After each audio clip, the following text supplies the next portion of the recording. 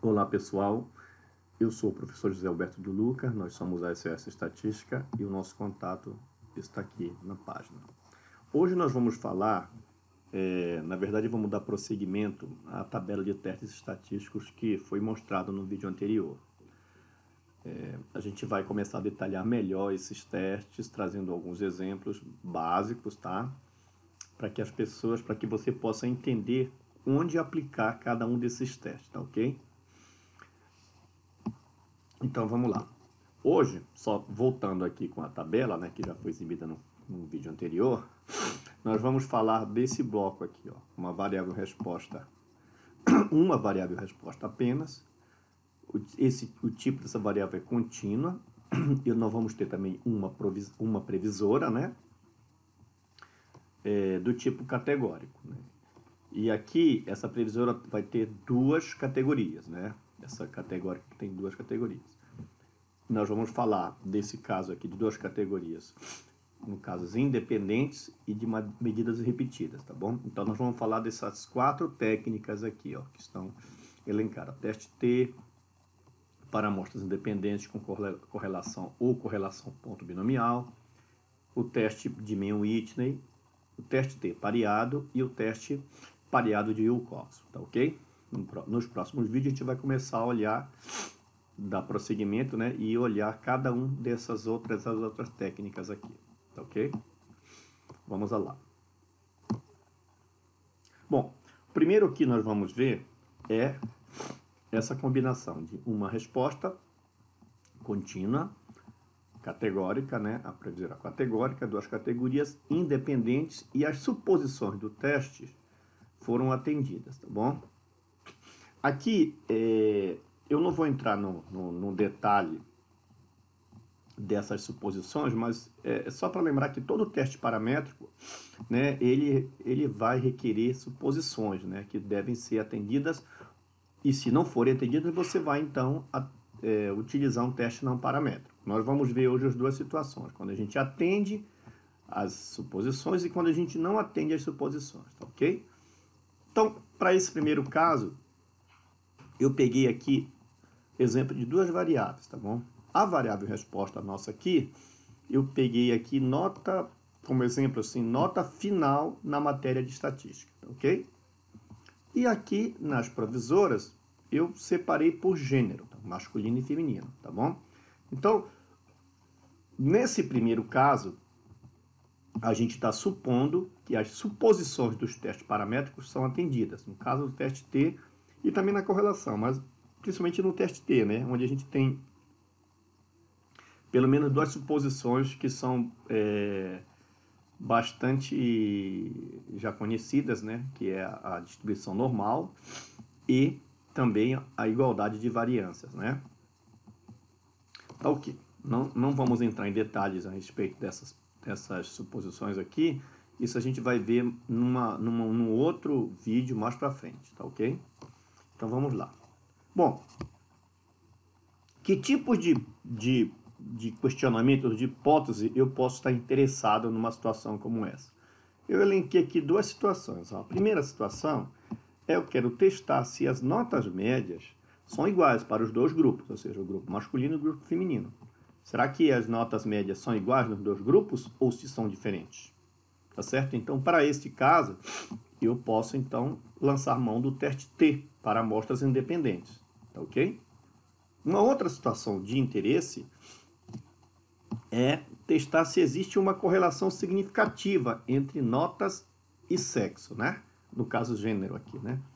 Então, eu vou testar o ρ, se o ρ é igual a zero, contra ρ diferente de zero. E aqui nós vamos, então, fazer uma correlação ponto serial, tá? A gente está acostumado com a correlação de Pearson, né? Onde a gente olha duas variáveis contínuas, né? E faz a correlação. Aqui não. Aqui a resposta, nesse caso, ela é 0, 1, né? Ela é binária, né? Certo? Aqui, 0, 1, por exemplo, aqui, masculino 0, feminino 1. Então, nesse caso, a gente também pode calcular uma correlação. Só que a gente chama essa correlação de ponto serial, certo? Então, a gente quer estabelecer aqui se existe uma correlação significativa entre a nota e o gênero, tá? Então, são duas situações diferentes aqui. Essa primeira, eu estou interessado em pesquisar se as médias, né, dos dois grupos são iguais, e aqui se existe uma correlação entre as notas tá, e o gênero, ok? Bom, isso aqui é quando a gente tem, então, as suposições do modelo, né, para cada modelo atendidas, né, no caso do modelo paramétrico. Caso a gente não tenha essas suposições atendidas, a gente tem, então, o que a gente chama de teste alternativo não paramétrico, tá? Esse teste alternativo não paramétrico é conhecido como teste de Mann-Whitney, tá certo? Para essa situação. O Mann-Whitney, na verdade, ele é um teste alternativo ao teste T. Não existe um teste alternativo à correlação ponto serial, tá? Aqui, então, estamos tratando de um teste alternativo ao teste T de Student, tá ok? Então, quando a gente tem uma amostra pequena, pode ser pequena ou grande, claro, né?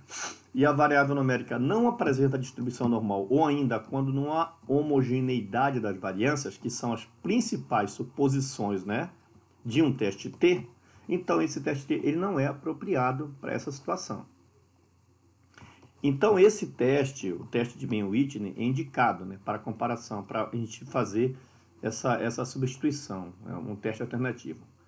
Ele faz a comparação de dois grupos não pareados, ou seja, são independentes, né, para se verificar se pertencem ou não à mesma população. Note que aqui a gente não está respondendo a mesma pergunta de um teste T.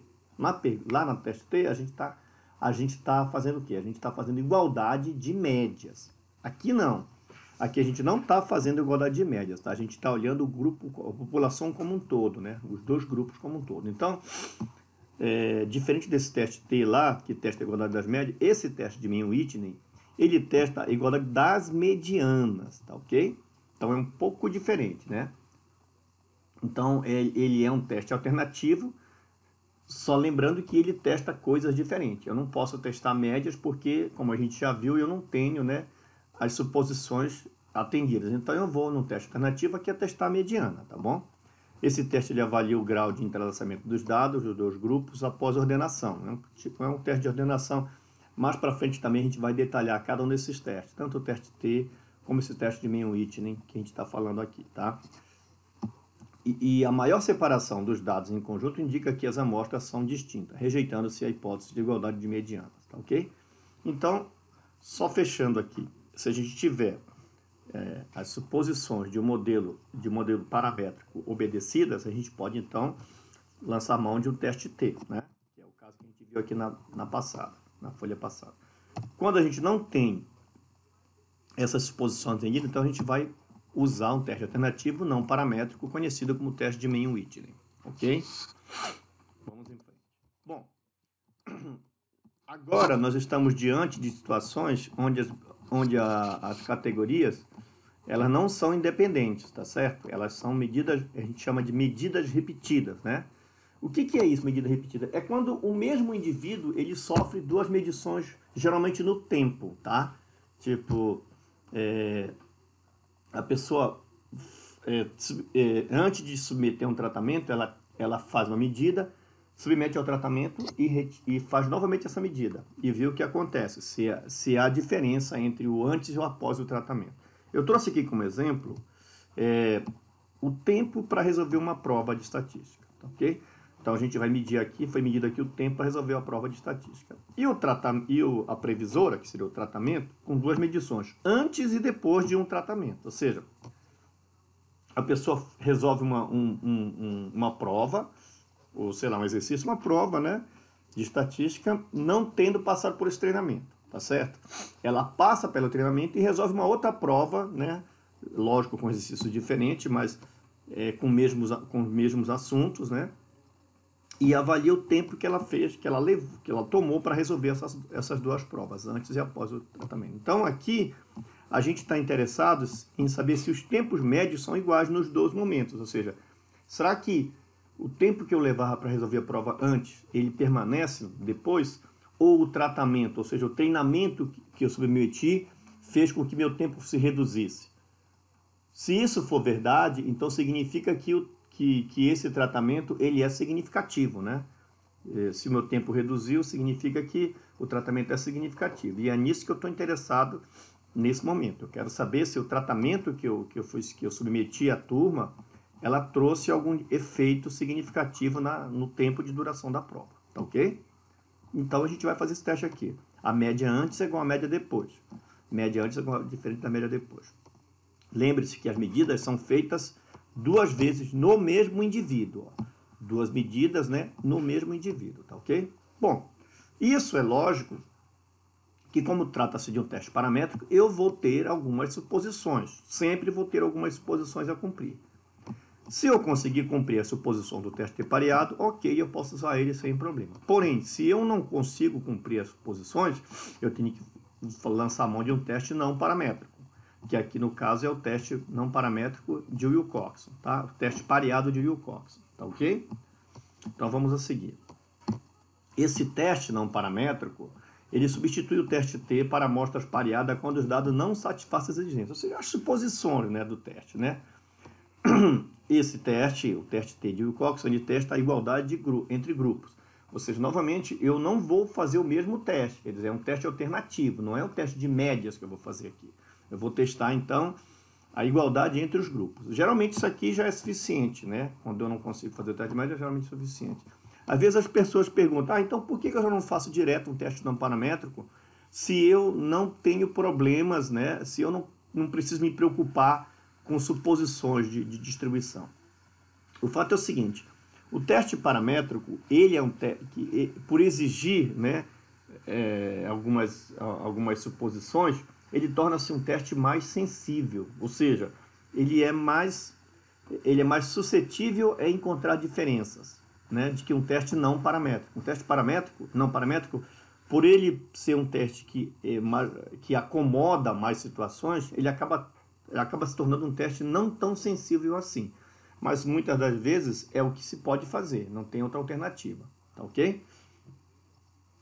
Bom, além desses testes que a gente viu, é lógico que a gente tem vários outros ainda que a gente vai ver nos próximos cursos. O que eu pretendo mostrar para vocês no próximo essa outra situação, onde eu tenho mais de 2 categorias, tá certo? Então, no próximo vídeo a gente vai falar de uma resposta variável, de uma variável resposta, né? Apenas uma variável resposta, uma variável previsora, porém, essa variável previsora categórica, ela tem mais de duas